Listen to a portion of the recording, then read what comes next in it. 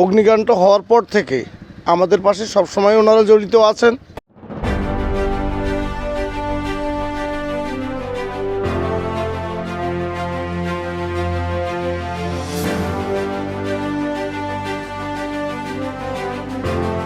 সম্প্রতি খড়িবাড়ির প্রসাদুজোতে অগ্নিকাণ্ডের ঘটনায় পুড়ে ছাই হয়েছিল একটি বাড়ি। শিশুকে বাঁচাতে গিয়ে জখম হয়েছিলেন এক ব্যক্তি। অগ্নিকাণ্ডের ঘটনায় ক্ষতিগ্রস্ত পরিবারের পাশে থাকার আশ্বাস দিয়েছিল শিলিগুড়ি মহকুমা পরিষদ। সেই মতো শনিবার প্রসাদুজোতে ক্ষতিগ্রস্ত মানিক বর্মনের পরিবারের হাতে খাদ্য সামগ্রী প্রদান করে এবং 25,000 টাকা দেওয়ার ঘোষণা করলেন শিলিগুড়ি মহকুমা পরিষদের কর্মাধ্যক্ষ কিশোরী মোহন সিংহ। সাথে ছিলেন খড়িবাড়ি পঞ্চায়েত সমিতির সভাপতি রত্না রায় সিংহ সহ অন্যান্যরা।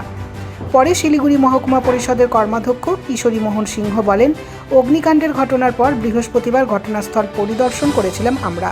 আজ আমরা পরিবারের হাতে দলগতভাবে খাদ্য সামগ্রী প্রদান করলাম। পরবর্তীতে শিলিগুড়ি মহকুমা পরিষদের তরফে 25,000 টাকার চেক তুলে দেওয়া হবে। অন্যদিকে প্রথম দিন থেকেই সহযোগিতা পেয়ে খুশি পরিবারের সদস্যরা।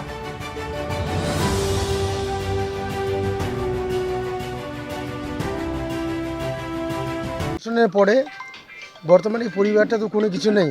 আজকে আমরা দলগত হিসাবে কিছু খাদ্য সামগ্রী এবং কিছু কাপড় তুলে দিলাম এবং আমরা সেদিন সভাধিপতি সাহেব এবং আমি আসছিলাম, পঞ্চায়েত সমিতির সভাপতি ছিল। আমরা মহকুমা পরিষদের একটা সিদ্ধান্ত নিই, এই পরিবারটার জন্য আর্থিক আমরা 25,000 টাকা সহযোগিতা করব। আগামী দিনে যতটুকু আমরা যে ইনাদের যা অসুবিধা আমরা দেখব, আমরা সবসময় ইনাদের পাশে। দাদা, ওনারা আসছেন ব্লক থেকে, তা আমাদেরকে যতটুকু ওনারা হেল্প করছেন প্রথম দিন থেকে, অগ্নিকাণ্ড হওয়ার পর থেকে আমাদের পাশে সবসময় ওনারা জড়িত আছেন।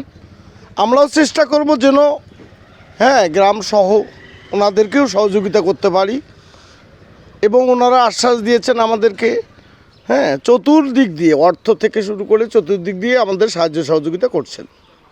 এই দুঃখ ভরা ক্লান্ত হৃদয়ে যতটুকু সান্ত্বনা পাচ্ছি, এতেই মোটামুটি একটু হলেও এই বিষাদটাকে দমন করতে পেরেছি, এই এতটুকুই।